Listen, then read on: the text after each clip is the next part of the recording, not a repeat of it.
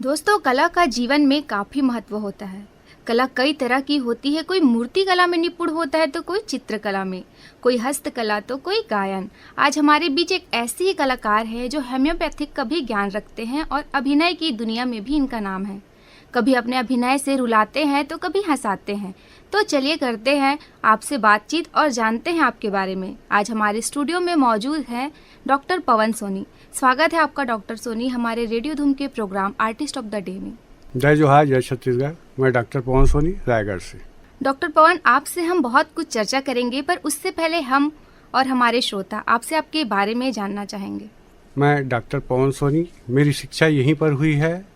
Natwar school में मैंने पढ़ाई की है, डिग्री कॉलेज में पढ़ाई की है, कॉमर्स कॉलेज में पढ़ाई की है, लॉ कॉलेज में भी पढ़ाई की है और उसके बाद मैंने मेडिकल कॉलेज की पढ़ाई की है जो कि मंडला से की है, IITC मंडला से। अल्टरनेटिव मेडिसिन में है मेरा एक्यूपंक्चर, एक्यूप्रेशर और इलेक्ट्रो होम्योपैथी, और मैंने MD कलकत्ता से कर रखी है। ये पढ़ाई के साथ साथ मैं समाज सेवा करते रहता हूँ। चूँकि वकालत में मेरी यूनिवर्सिटी में 7वीं पोजीशन रही, लेकिन मेडिकल में मैंने टॉप किया। लेकिन मेरी सोच चूँकि समाज सेवा के प्रति था, इसलिए मैंने डॉक्टरी चिकित्सक के क्षेत्र को चुना है। इसीलिए मैं पिछले 20 साल से गायत्री मंदिर में होम्योपैथी चिकित्सा का निःशुल्क सेवा देता हूँ। जी, बहुत ही अच्छा काम करते हैं आप डॉक्टर पवन। हम आपसे जानना चाहेंगे कि आपकी अभिनय करियर की शुरुआत कैसे हुई? आपको कब पता चला कि अभिनय की प्रतिभा आपके अंदर छुपी हुई है? एक्चुअल में क्या है, शुरू से ही मैं अभिनय के प्रति रुचि रखता था। जब डिग्री कॉलेज में पढ़ता था तो मैंने NSS ज्वाइन किया हुआ था, जिसके अंतर्गत हम लोग विभिन्न प्रकार के कला अभिनय के क्षेत्र में काम करते रहते थे। डिग्री कॉलेज में हमारा जो एनुअल फंक्शन होता था उसमें भी मंचीय संचालन में मैं साथ रहता था। मेरे 1 साल BA फाइनल था जब NSS से आने के बाद 3 नाटकों में काम किया, 3 नृत्य कलाओं में शामिल हुआ और 3 गायन में शामिल हुआ। तीनों में हमारे जो कार्यक्रम थे वो पहले, दूसरा, तीसरा ही आए थे। इवन हमारे एक सीनियर थे भोजराम पटेल जी, जो आज प्रोफेसर हैं। उन्होंने जब दस्तखत करवाने गए तो हमारे जो सीनियर थे VN पांडे, हमारे शिक्षक थे, उनको उन्होंने कहा कि यही बंदा अकेला है जो सारे कलाओं का प्रमाण पत्र ले जा रहा है। तो सर ने कहा था कि भाई जिसमें ये कला होगी वो लेके जाएगा। जी, आप में तो बहुत सारी कलाएं भरी हुई है। आप एक चिकित्सक भी हैं, आप नृत्य भी करते हैं, गायन भी करते हैं और एक्टिंग करियर में भी आप बहुत ही अच्छे हैं। आइए बढ़ते हैं कार्यक्रम में और जानते हैं इनके अभिनय के बारे में। डॉक्टर सोनी, हर किसी के लाइफ में एक ऐसा व्यक्ति होता है जो उनके प्रेरणा स्रोत होते हैं, जहाँ से उनको प्रेरणा मिलती है कि हमको आगे बढ़ना है। तो आपको यहाँ तक पहुँचने में किसका सहयोग मिला या स्वयं प्रयास करके आप यहाँ तक पहुँच सके? देखिए, मैं कहना चाहूँगा, कॉलेज करने के बाद तो मेरी शादी हो गई। कॉलेज करते करते शादी हो गई थी और मैं फिर अपना ये जो जेवर निर्माण का काम था उसको मैंने 8वीं से करते रहा था, 8वीं कक्षा से, और करते करते अब उसी में व्यस्त हो गया। तो फिर इधर कहीं और ध्यान ही नहीं गया कि मुझे और कुछ करना चाहिए।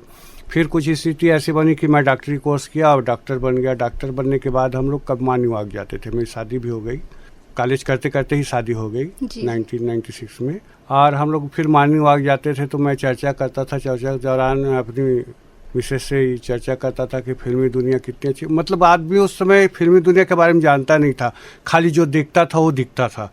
ये दिखता था ताम झाम, चमक धमक, सुंदर सुंदर लड़कियाँ, और ये फिर गाने, कॉमेडी, मारधाड़, ये सब दिखता था। ऐसे लगता था कि ये सुनहरी दुनिया है, हम जा कर के उसमें करेंगे, फुकट का पैसा मिलेगा। लेकिन उसके अंदर क्या है ये नहीं जानते थे। लेकिन मन में एक तमन्ना थी कि हमारे जो अभिनय है वो उभरे, हम भी जाएं। और ऐसी चर्चा होती थी मिसेस से कि मैं भी फिल्मी दुनिया में जाता करके। और इस बीच उनका एक संपर्क बना। हमारे रायगढ़ के ही कन्हैया पटनिया जी हैं, जो कि निर्माता हैं, फिल्में बनाते हैं छत्तीसगढ़ी के। तो उन्होंने मेरी मिसेस को पूछा था कि आप काम करोगे क्या फिल्म में, छत्तीसगढ़ी फिल्म है मनमोहना, उसमें काम करोगे क्या, से 6-7 साल पहले। तो उन्होंने कहा मेरी रुचि तो नहीं है लेकिन मेरे पति इंटरेस्टेड हैं। तो उन्होंने मेरी प्रोफाइल मांगी और उसके बाद मेरे को चुनाव कर लिया उन्होंने। उस फिल्म में मैंने प्रिंसिपल का रोल किया था।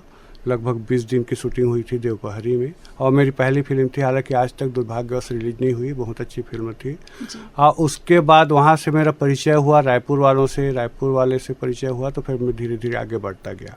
आज मेरी 14 फिल्में बन चुकी हैं, 14-60 मूवी बन चुकी। आजकल मैं डायरेक्शन भी में आ गया हूँ, डायरेक्शन भी कर रहा हूँ।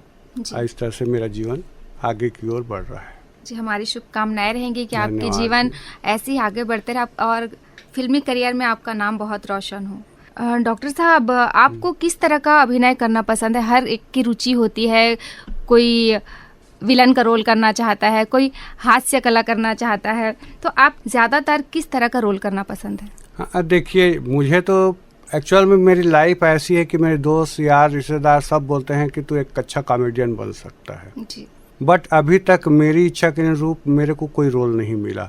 अभी तक मैंने बहुत सारी 14 फिल्में कर रखी, किसी में वकील बना, किसी में पुलिस वाला बना, किसी में जज बना है, किसी में प्रिंसिपल बना है, और अधिकांश 7 से 8 फिल्मों में तो मेरे को बाप ही बना दिया गया। अब उम्र ही बाप बनने की है, तो कभी हीरोइन का बाप तो कभी हीरो का बाप बना दिया गया।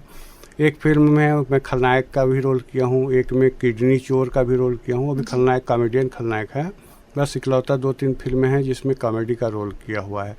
पंडित का रोल कर रखा है, मतलब सब में डिफरेंट टाइप रोल हैं।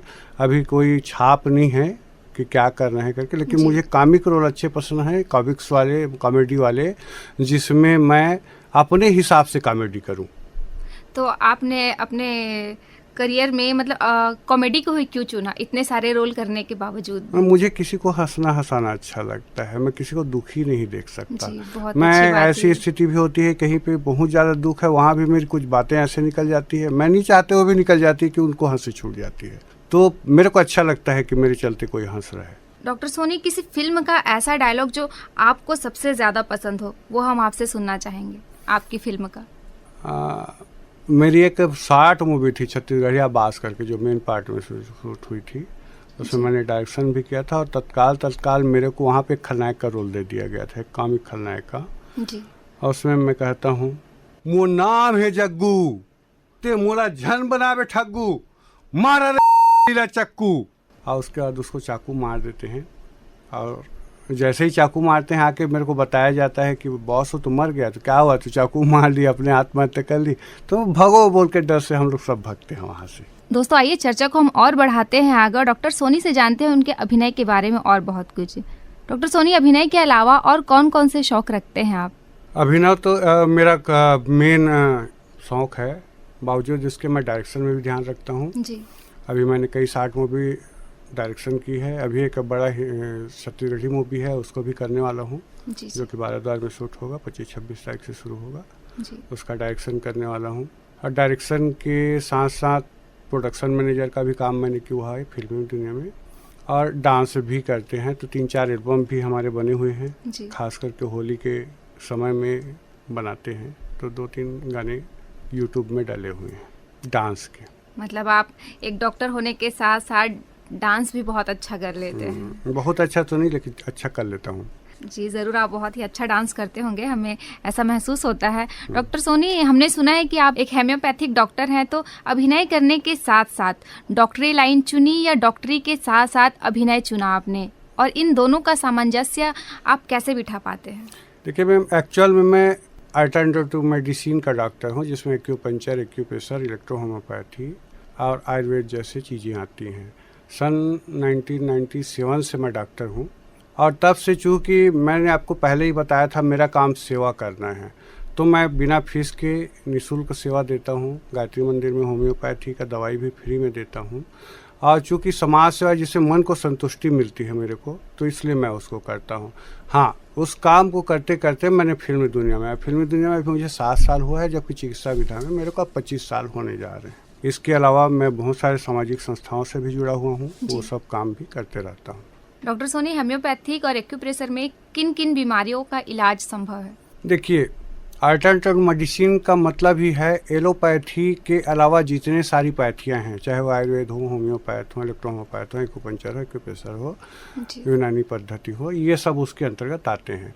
इसका तात्पर्य यह है कि यदि एलोपैथी में जिस बीमारी का इलाज संभव नहीं हो पाता, कुछ बीमारियां ऐसी होती हैं जो एलोपैथी में नहीं हो पाता है इलाज, उसका इलाज होम्योपैथी, आयुर्वेद, एक्यूप्रेशर में किया जाता है।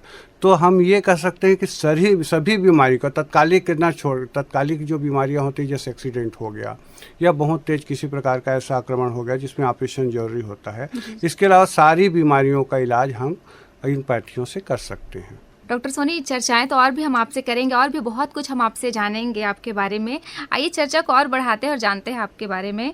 डॉक्टर साहब, एक चीज़ हमने और सुनी है, आपने वकालत की पढ़ाई भी की है। हम सभी जानते हैं कि मेडिकल लाइन पहले से ही टफ सब्जेक्ट है और वकालत भी। तो क्या आपने सोच के रखा था कि सारे टफ सब्जेक्ट आप ही पढ़ लेंगे? ऐसा नहीं है मैम, पहले से मैं मेडिकल फील्ड को चूज कर रखा था और बचपन से मेरी एक ख्वाहिश थी कि मैं डॉक्टर बनूंगा करके जी। लेकिन कि मेरी रुचि कुछ ऐसी थी कि मैं शुरू से शाकाहारी हूँ, वेजिटेरियन हूँ। तो 12वीं में जब मेढक का जो फ्रॉग होता है डिसेक्शन किया जाता है प्रैक्टिकल में, तो जिस दिन मैंने प्रैक्टिकल किया डिसेक्शन में तो उसको फाड़ा गया और उसका जो ब्लड देख करके मेरी इतनी रुचि उत्पन्न हुई, मैं 3 दिन तक खाना नहीं खाया। उसके बाद मेरा मन उससे बिचक गया कि भाई मैं ये कर नहीं सकता जी। बावजूद उसके मैंने 12वीं तक और 12th में बायो ही लिया। हमारे समय में 11वीं बेस था। पहले 11वीं के बाद जैसे हम 11वीं पास किए, खुशी खुशी कॉलेज गए तो पता चला वो ब्रिज वाला कुछ सिस्टम चालू हो गया और 12वीं क्लास हमको फिर पढ़ना पड़ेगा। 12वीं हमने फिर पढ़ाई करी और बायोलॉजी में ही पढ़ाई करी और करने के बाद मैंने बीए किया। मेरी पढ़ाई ऐसे है कि आप समझ पाओगे कि नहीं समझ पाओगे, मुश्किल हो जाती है। 22 साल मेरी ज़िंदगी पढ़ाई में ही गुजर गए। उसके बाद बायो में तो एडमिशन होना नहीं था क्योंकि प्राइवेट का पढ़ाई कर रखी थी, तो 48% के लमसम आया था 12वीं में, तो एडमिशन नहीं हुई। तो बीए में मैंने एडमिशन लिया। बीए में एडमिशन लिया, उसके बाद एमए किया इकोनॉमिक्स में। इस दौरान एमए करने के बाद अब क्या करूं क्या नहीं करूं, तो शाम को चलती थी कॉलेज लॉ की, तो एलएलबी में एडमिशन मैंने ले लिया। इसी बीच हमारे एक डॉक्टर हैं, डॉक्टर हेमंत कुमार स्वर्णकार करके, ये अल्टरनेटिव मेडिसिन एक्यूपंक्चर सर के डॉक्टर हैं, प्रिंसिपल हैं। उनसे संपर्क हुआ, हमारी रिश्तेदारी में आते थे, तो उन्होंने कहा कि पवन डॉक्टरी कर लो, है ना, मैं पढ़ा देता हूँ आपको। तो वहाँ पर मैंने एडमिशन ले लिया और वहाँ पर मेडिकल में टॉप कर लिया। मैंने डिप्लोमा कोर्स कर लिया, वहाँ पर मेडिकल में टॉप कर लिया। तो उसी कॉलेज में मैंने 3 साल 4 साल पढ़ाया भी और एलएलबी भी कर लिया। तो एलएलबी में मैंने यूनिवर्सिटी टॉप कर लिया। लगभग दोनों के बहुत सारे मेडिसिन ऐसे सब्जेक्ट ऐसे थे, मेडिकल जूरिस्प्रूडेंस करके इतना टफ रहता था कि लॉ में मेडिकल जूरिस्प्रूडेंस वाले फेल हो जाते थे। अब मैं पूरा यूनिवर्सिटी में सबसे ज़्यादा नंबर लाया उसमें, 86%। कारण ये था कि मैं मेडिकल में भी उसकी पढ़ाई करता था और एलएलबी में भी। दिन में मेडिकल की पढ़ाई होती थी, रात में एलएलबी की। तो इस तरह से दोनों में मैंने अच्छे नंबर ले आया। ऊपर वाले की कृपा है, सरस्वती माता का आशीर्वाद है। फिर भी मैंने मेडिकल क्षेत्र इसीलिए चुना, जैसे आपको बताया, कि मुझे सेवा करनी थी। आज भी ऐसी स्थिति होती है, कई पेशेंट दिखते हैं जिनको इलाज की ज़रूरत रहती है, तो मैं अपने पैसे से उनका इलाज करके, अपनी दवाई दे करके उनको ठीक करता हूँ। फीस मैं किसी से नहीं लेता अभी भी। तो डॉक्टर साहब, जैसे कि आपने बताया कि आपने मेडिकल लाइन में भी पढ़ाई की है और वकालत में भी आपने पढ़ाई की है, तो दोनों में क्या अंतर लगा आपको? देखिए विनी जी, जो वकालत की पढ़ाई थी वो सरकारी पढ़ाई थी, शाम को लगती थी हमारी कॉलेज, म्यूनसिपल स्कूल में लगती थी।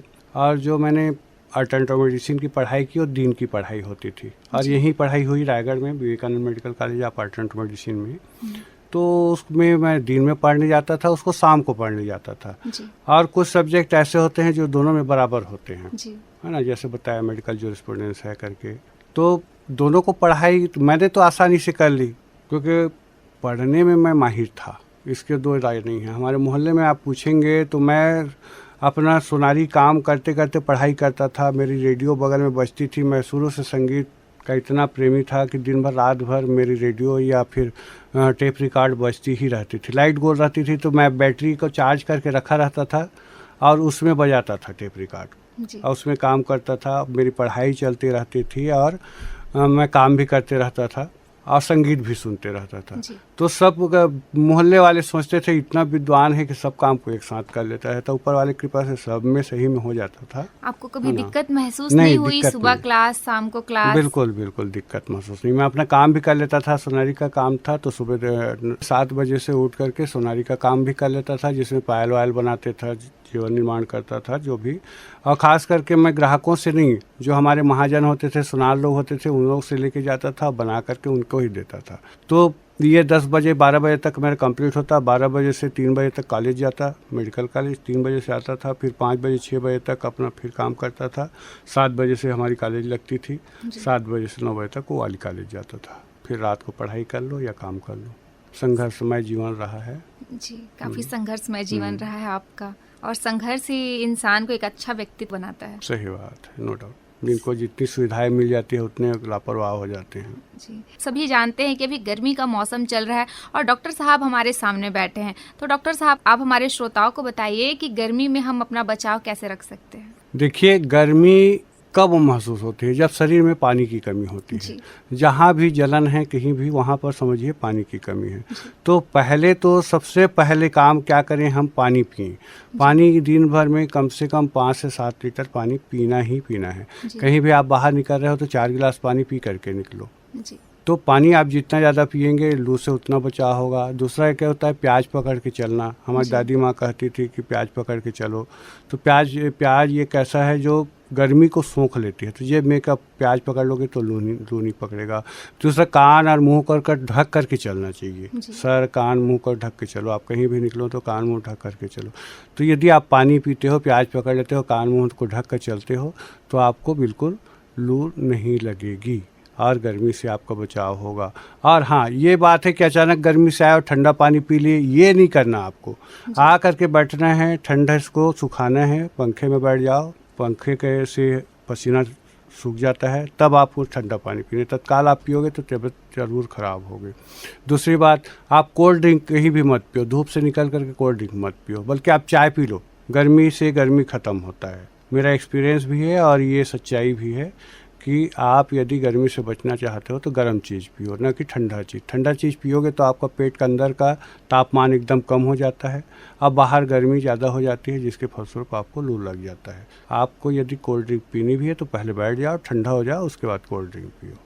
डॉक्टर साहब, होम्योपैथिक दवा का सेवन करने का क्या कोई नियम भी होता है? हमने ऐसा सुना है, तो आप हमारे श्रोताओं को कुछ उसके बारे में बताएं। हाँ, ये कहा जाता है कि होम्योपैथी खाने से बहुत सारे परहेज करने की ज़रूरत पड़ती है, बट ऐसा नहीं है। कुछ विशेष दवाइयों में कुछ विशेष परहेज होता है। सभी दवाइयों के लिए परहेज की ज़रूरत नहीं पड़ती। बट कुछ ये ऐसी चीज़ें हैं, जैसे आप होम्योपैथी दवाई खा रहे हो तो तेज गंध वाली दवाई आपने नहीं खानी, है ना। इसलिए मना किया जाता है प्याज और लहसुन का, कि उसको तेज गंध होती है, उससे दवाइयाँ। हाँ, लेकिन खटाई बदस्तूर बंद रखनी है। खटाई आपने नहीं खानी है। खटाई खाने से उसकी जो साइट्रिक एसिड होता है उससे दवाई के ऊपर असर पड़ता है और दवाई काम नहीं कर पाती है।